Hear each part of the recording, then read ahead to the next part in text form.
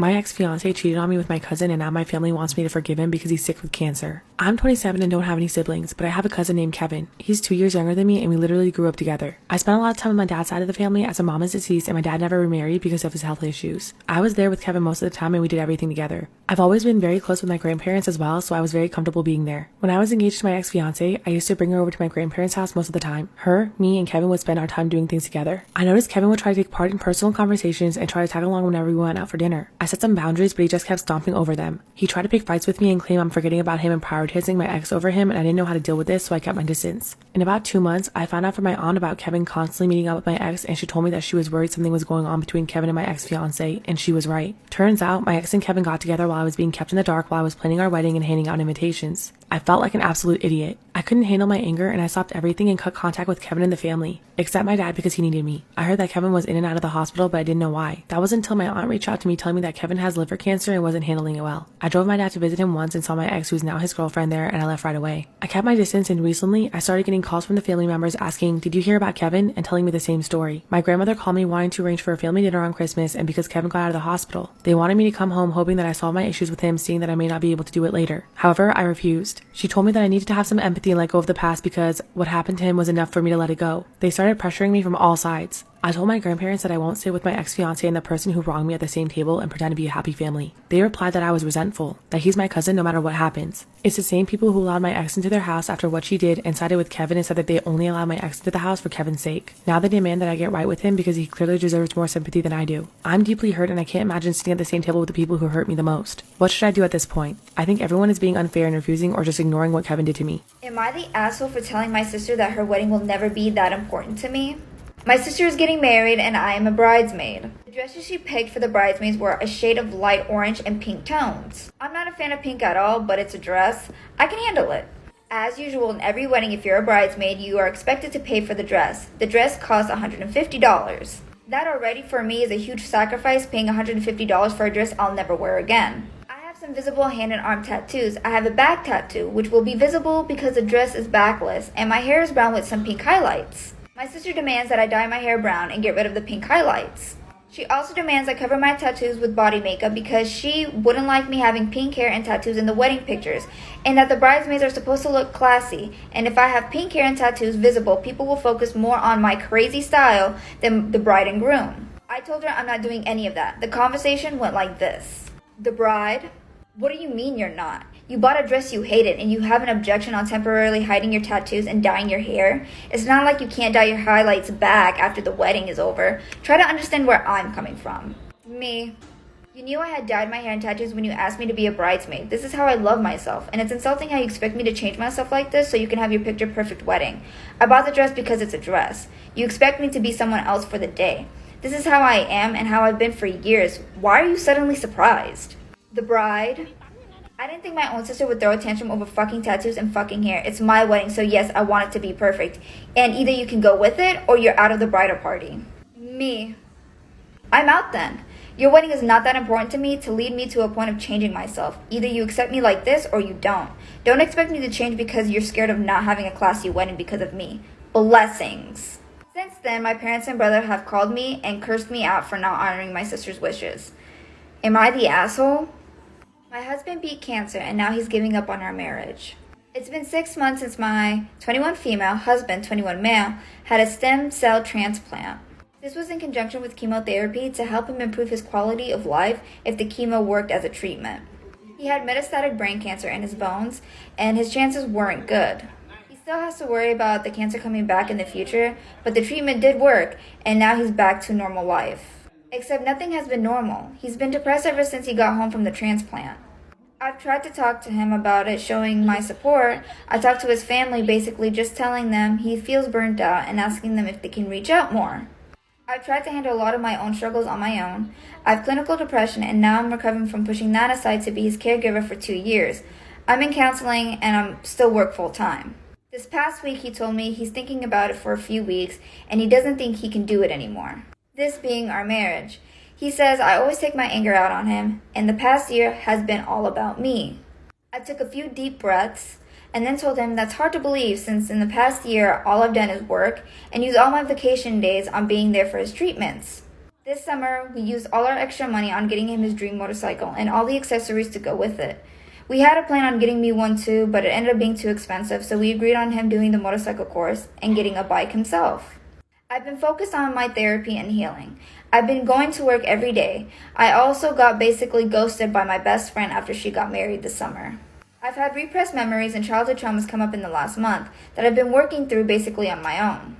My husband knows, but we've had a total of 2 conversations about it, and when I try to bring it up, he makes the conversation about something unrelated. I said I wanted to go to marriage counseling since he's refusing to see his own therapist or counselor for the last 3 years. He finally got himself a counselor instead, and I feel like it's too late for that. After he told me this week that he thought our relationship was over, I snapped. I told him that if he was going to give up, that I wasn't going to shut up about the pain that I'm dealing with anymore. I am always forced to be quiet to listen to him talk about what he's going through, and I've done it happily for our entire marriage. And to hear him say those things felt like an ultimate betrayal. Now he wants to take it back. He says he should have never said that, and he wants me to give him time to work with his counselor and heal. But I still think the problem isn't addressed. He thinks the last year had been about me, when our entire marriage has been about him. And he never acknowledged that. He refuses to talk about his treatment and the things that we were together for, but he makes jokes about his own funeral even though it makes me cry. Does anyone have any advice?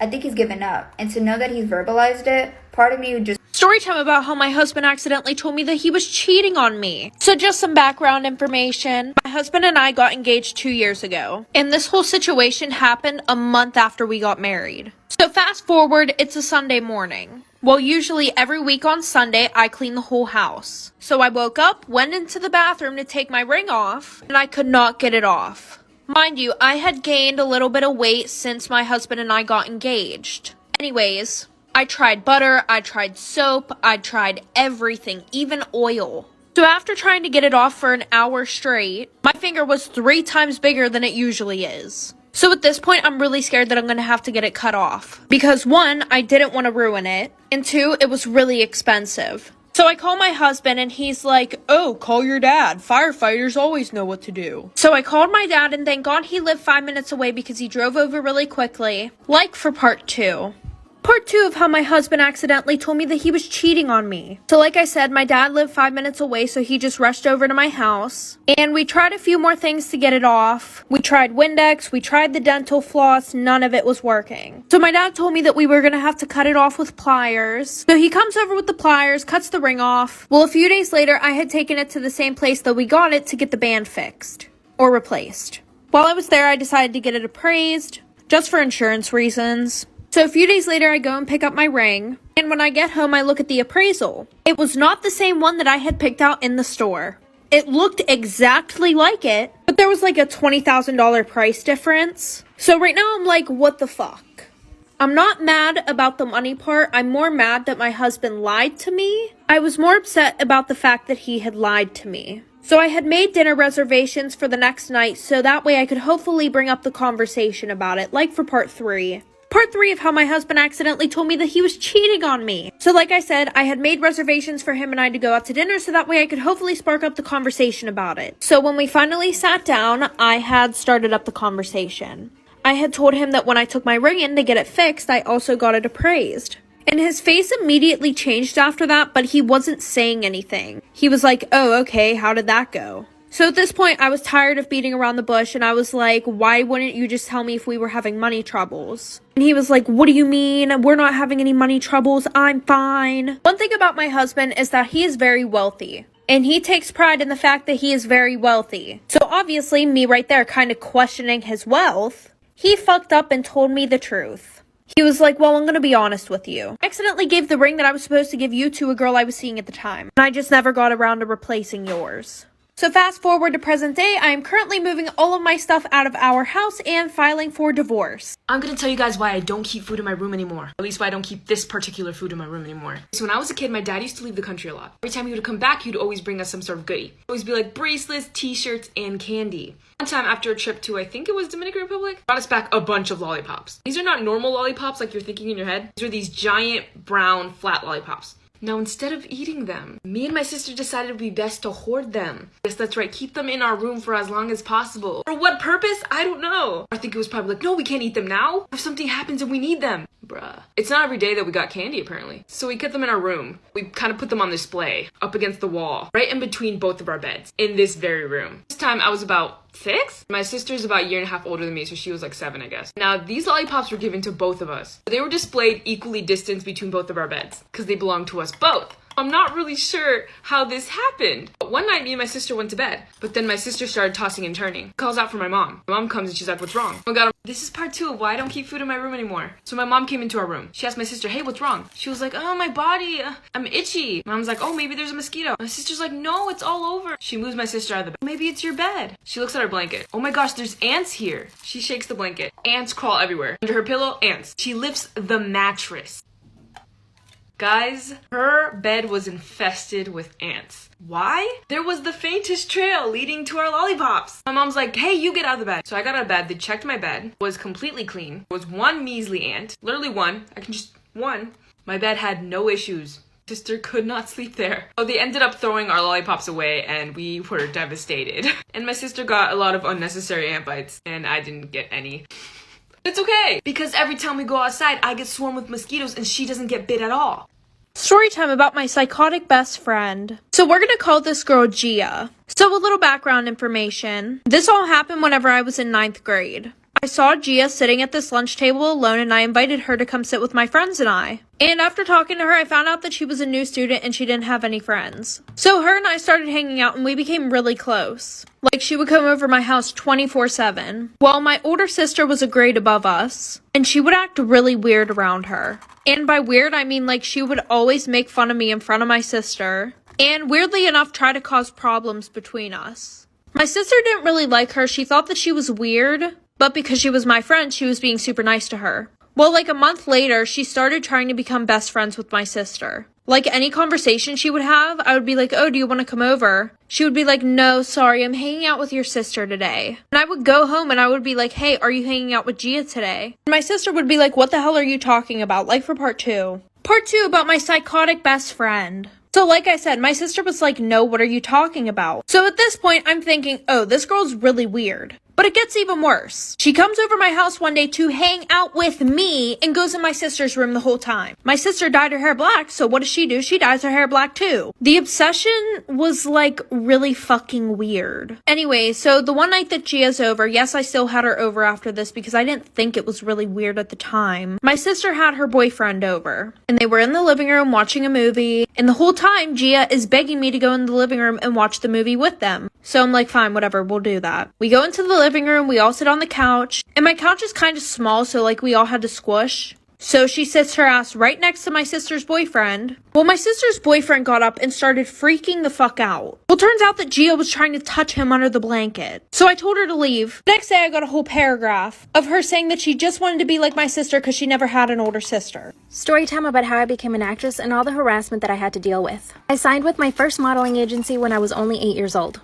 My mom and older sister really supported me in this because they knew that I wanted to model and act. I signed with Miami Models during that time and began to do small commercials. I was only able to do it during the summertime because we would go to Miami during the summer, but I grew up in Nicaragua. I got my first real commercial when I was in Nicaragua and I was 11 years old. After the commercial aired, I started getting bullied in school. They thought I was weird and that I was really into myself for trying to become an actress. When I was 14, I joined acting classes for the first time. This was amazing for me. It was the first time I could express myself freely without being judged. At 16 years old, I moved to Miami with my family and I really started pursuing auditioning then. I even got myself an agent in Miami at that time. I was super driven. I was self-submitting to auditions and my agent got me a McDonald's commercial. At the age of 19, I decided to move to LA. 2 weeks into being in LA, I was harassed by a big-time director. 2 weeks after moving to LA, I was harassed by a director. A few weeks after getting to LA, I booked my first commercial. He was directing the commercial and asked me for my number because he thought I would be good for a movie he was writing. I met him at a Starbucks and he started inviting me to premieres. Of course, I kept saying no. The third time I said no, he started berating me on the phone and told me that I would never make it in Hollywood. He called me several names on the phone and wouldn't stop calling me. 2 months after arriving to LA, I finally got my first agent. I auditioned for Pretty Little Liars. I don't know if you guys know that show. I actually got a call back for that audition and was one step closer to getting the role. I lost out to Shay Mitchell. I was crushed. Then I started booking lots of commercials. I ended up having to get 2 jobs to support myself. This is when I met CJ from NSYNC. You guys already know the story time. Around Around this time is when my coworker pulled out a knife on me. You guys already know that story time as well. And I went to an acting conservatory for 3 years. I moved back to LA and was sexually harassed. After moving back to LA, I was sexually harassed by a well-known showrunner. That story time is already up, so you guys know it. I started booking lots of commercials during this time. It was 2016. I got a Wells Fargo commercial, Best Buy, Google, Adore Me, and I forgot to mention in 2015, I did the movie with Robert De Niro and Harvey Keitel where I played Harvey Keitel's girlfriend. Unfortunately, my biggest scene was cut out of the film. If you guys want a story time on that, let me know. Unfortunately, a lot of other bad things happened in 2016. I had a stalker for a short while. I also did the Ariana Grande video that year. I met someone on set who begged me for my number, and I actually deleted that story time because I was getting a lot of hate about it. After all that happened in 2016, I moved back to Miami. But then, of course, I decided I had to go back to LA one more time. Luckily, I did book a few things, but nothing substantial enough to keep me there. Now I have one agent in New York, LA, Utah, and Vegas. So many of you guys tell me you want to be actors like I am. The reality is that it's extremely hard to get acting work. You either have to know someone or be very lucky, or be at the right place at the right time. Love you guys. I was engaged to the love of my life, but my sister met up with me and begged me to break it off. She said I had to leave him because they were in love. And he was just too afraid to break up with me because he didn't want to hurt me or my family. When I confronted my fiancé about my stepsister's accusations, he straight up denied it. He said she's been trying to come on to him for some time and he never mentioned it because he didn't want to ruin our relationship. He begged me not to believe her and so we continue how we were. My stepsister grew resentful and made nasty comments about how I was forcing a man who didn't even love me to marry me because I had low self-esteem. A month later, I get a text from my sister. It's a video of her and my fiancé sleeping together in my bed and multiple screenshots of him telling her he loved her, how he wished she was the girl he was marrying and how he hated that I wouldn't let them be together. I was devastated and angry but decided to move in silence. I went home, grabbed all my stuff, removed all my money from my joint account, and moved in with my dad. After that, I sent all the screenshots to my family and his. He tried getting back with me multiple times, but I ended up blocking him when I found out he proposed to my sister with the same ring he gave me. I left it behind. Now, they're getting married. I was extremely hurt to find out that my mom, step-siblings, and stepdad were attending the wedding. When I tried to express my feelings, they dismissed me and said it wasn't their fault that I got in the way of true love and made me out to be some sort of vindictive Disney villain. So I cut contact with them and I barely spoke to my mom in 5 years. Fast forward and I get engaged to my now husband.